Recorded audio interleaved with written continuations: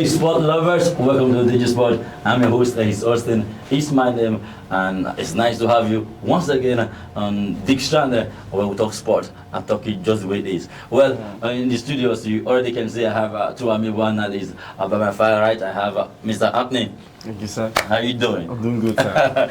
And Mr. Johnson. Thank you very Good much. to have you both in the studio. Yeah, thank you. Today we're going to be looking at some moves, some of the moves that happened during the transfer window as we anticipate the 2024-2025 season. I'm really anticipating the big time. I'm expectant. Highly expectant. A lot of team equipping themselves already for the challenge. A lot of movement.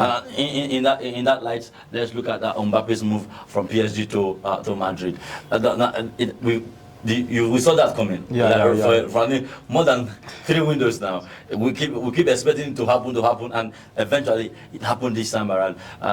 Do you see this is the best time Mbappe has to move to Madrid, and do you feel sorry for PSG because they would have been able to cash out as a last window if they have allowed Mbappe go, but allowing him go this window without cashing out that big, which they could have done last year. I'll say congratulations to the Real Madrid side for getting Mbappe for only a free transfer.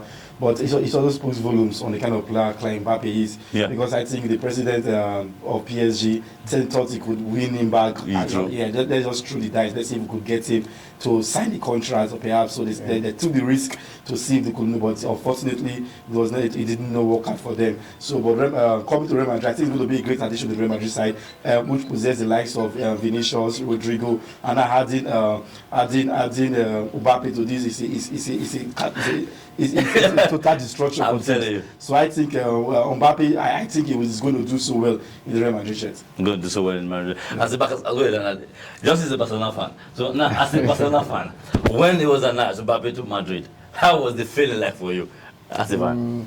I think I was happy for Mbappe first because first for him it's a childhood dream. Yeah. He has wanted to play for Real Madrid, so and his idol is Cristiano Ronaldo, so I was happy for him. Then thinking about the effect he's going to have in the games. So as a Barcelona fan, I would not like to see that my opponent team they are increasing in numbers, not just adding quality. Because last season Beckham was like a nemesis to Barcelona. Yeah, he was. Adding to Bayern, adding Mbappe. Yeah. So I think, although I'm not scared because we have Hansi Flick. I believe if you ask any backup fan, they will tell you they are not scared. They believe in Hansi Flick. Okay. So we believe Hansi Flick. We will be able to manage the squad. And if you look at it, Real Madrid have always been a team that have good players. So Barcelona always have the way. Even as poor as we were 2 seasons ago, we won the league with Xavi, with an average coach, Xavi. So now we have Hansi Flick. Okay, this is to you, Mr. Happening. Truth is that we see that the inclusion of Mbappe into the squad, and we're talking about superstars available in there. We see Rodrigo, we see Vinicius. I'm talking about even the fact that Mbappe might likely play from the flank, play Vinicius normally play for Madrid. Now, are you seeing any issues coming out, any problem within the dressing room for Madrid? I would say Real Madrid has a good manager in Carlo Ancelotti. True. He has coached a lot of top players, so I don't think this will be the first time he's managing top stars like Vinicius. So I don't really see that coming in. I think they should harmonize very well, and they should give the Real Madrid side a very good lead this season. If you proposing, where do you feel Mbappe going to be playing? Right, I think if I was to be the manager of Real Madrid side, I would place him, of course, in the wing. I think he's going to do better with the wing than and center forward. That's not going to work. But unfortunately, from news I'm getting so far is that he's going to play in the top 9 position. But I'm yet to see how that will work out. Well, it will work out, but I think it's going to be better if he plays for you. From your end, you feel like you're going to limit Mbappe's quality if he plays on the center forward. Yes. What about you, Justin? I think you decided to the contract. That's not going to work because before Mbappe coming to Real Madrid, Real Madrid is not a team that even if you have ego, they just have a way of fixing you up. Just bring your egos down. And looking at Real Madrid, I think I was reading yesterday, Marca said that Vinicius Junior will still be the penalty taker, while Mbappe will be the one taking the free kick. So before Mbappe coming to Real Madrid, a lot have already been settled. Vinicius Junior is not going to leave that wing for Mbappe. It's not going to be possible. And before Mbappe coming to Real Madrid, he already have the idea that he's going to play in the number 9 position. And For me, it's a good time for him to come to Real Madrid. It may also be the worst time for him to come to Real Madrid because we are just saying, looking at it, that the managers give instruction, but in the field, the players sometimes they just do what they want to do.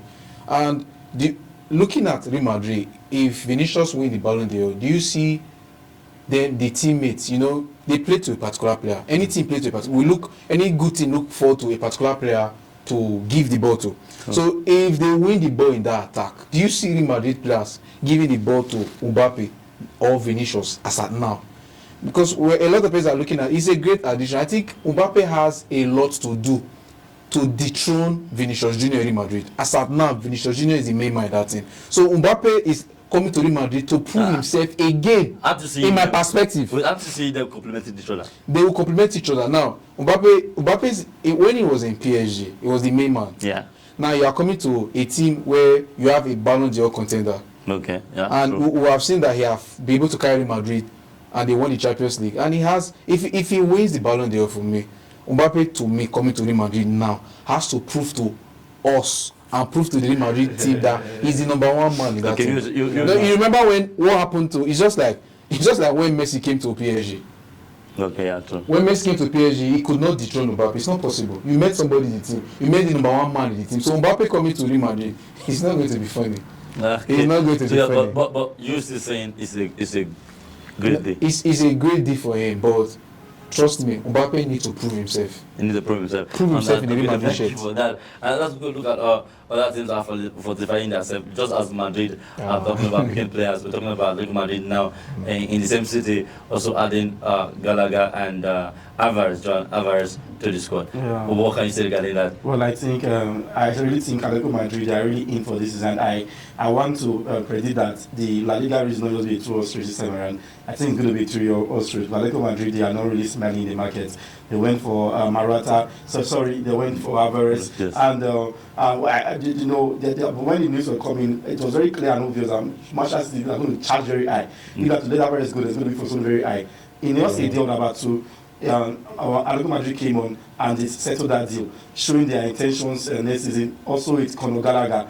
Getting these 2 players, I think it's going to be a really good fit to the Atletico Madrid side. And if you take a look of Diego Simeone, he's a defensive kind of coach, and Gallagher, I think is going to really pull it. His value will be seen in that Atletico Madrid side. I think Chelsea losing a great deal of it. Yes, to me, I think Chelsea lost Gallagher. And if you check that, Enzo Maresca came out to see well that the reason why people were pointing fingers, why would you let a player like Gallagher go like that? So he comes and say, well, this is not a decision by him. He was not the one that made the decision. He said that Premier League had placed sanctions to say every Premier League club must set a certain amount of academy players, and unfortunately Gallagher was just like an option or an opportunity for them to offload like that. So I think for me it's a bad deal for Chelsea and a very good one for Atletico Madrid. Okay, thank you for that. Are you looking at Juan Alvarez move? Now we know the major reason behind this move is playing time. Now he really did not have the playing time he wanted at Manchester United, and it's not easy playing second figure when in such a team. Because so now moving on to Atletico Madrid, are you seeing him his style of play? Are you seeing fitting in Atletico Madrid's game? Yeah, I think before I give a comment, I would love to correct something that La Liga is not just a 2-power horse race, because in Premier League we've seen is either Man City, Arsenal, or Man City, Liverpool. So what's the difference? So let's not talk about that one now. That's disrespectful.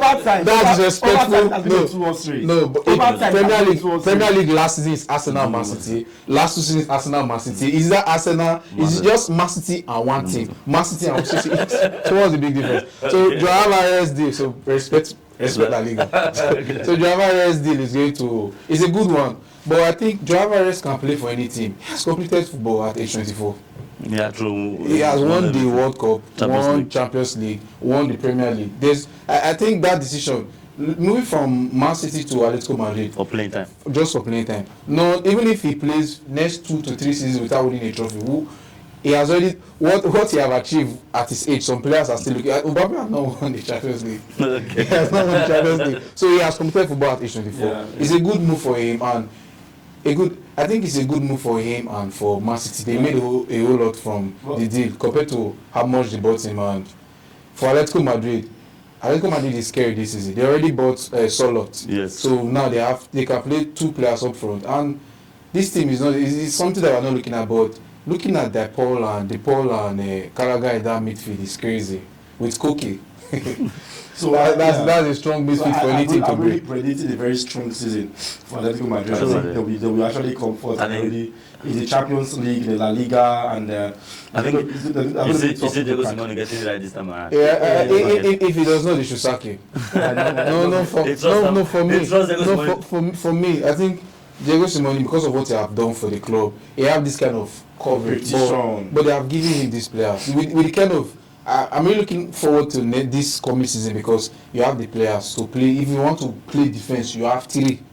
So anything that he wants to do, you have the player in excess. Okay, let's also look at this Barcelona signing Dani Olmo. Now we look at what we knew that the news was all about Nico Williams. Barcelona want to bring him to the squad, but all of a sudden from Leipzig we see Deco piloting the transfer there and bringing Dani Olmo down to the Catalan. Yeah, I would have said that Nico Williams would have been a very great option for the Barcelona side. I think they all went out for him. I think it was all boiled out of the player decision. He was like he's ready to step in at least one more season. So they have to just settle for what they could get, and Dani Olmo seems to be the right option for them. And to me, I think Dani Olmo is a first team. I will not really rate him as a star player. Yes, I'm not really worried that he hasn't proven himself. Yeah, he hasn't proven himself to me.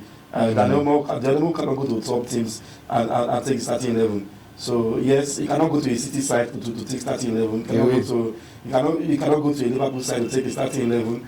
You know, this is not, even in the Spanish side. It was because this guy got an injury. He was now featuring in the starting 11. The Euros. Yeah, so I just think he has so much to prove. He's a good player, I know that, but I think he has enough to prove. I don't know if he has scored 20 goals a season. I don't know. So he has a lot to prove in the Barcelona side. He plays more from midfield, not really because he scored the goal sometimes doesn't mean you're mistaken for an outright goal scorer. Again, coming from a Barcelona fan, I was not really. Dani Olmo is a very, very good player because I criticized signing him at first because I think we have too many players in the midfield. Yeah. But I discovered that looking at Dani Olmo, he can play in any position. He can play the right, the left, and as a first nine he can play, and he can play as a number 10. So looking at the signing, I'm one Barca fan that was not really impressed. But we have Gavi and Pedri that are injury prone. Then we have Gundogan. Gundogan was one of our best players. But can they really play in the Champions League, La Liga, Copa del Rey, the back-to-back? So that's the only reason why Dani Olmo. I think that's looking at we missing out in Nico Williams. Dani Olmo need to come in because Dani Olmo, although he's still an injury pro player too. I don't know what's wrong with my team because I was expecting we should buy a defensive midfielder and maybe a central back. Those are the area I expected us to strengthen. A backup striker for Lewandowski, because I don't think Lewandowski can take us to the trophy.